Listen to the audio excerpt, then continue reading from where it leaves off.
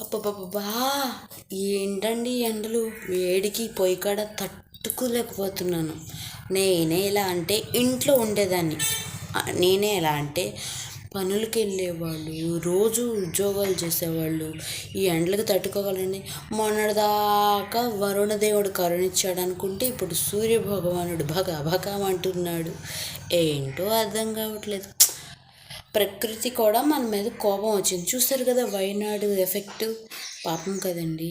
కానీ ఏం చేస్తాం, మనం ఏం చేయలేదు. అది ప్రకృతి యొక్క విభక్తు.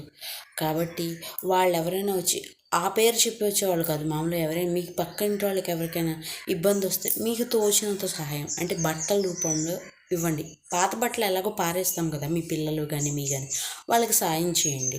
అలాగే మీకు రోడ్డు మీద ఎవరైనా వృద్ధులు ఎండలో ఉంటే వాళ్ళకు వాటర్ బాటిల్ కొనివ్వండి. దయచేసి నా విన్నపాన్ని మన్నించండి.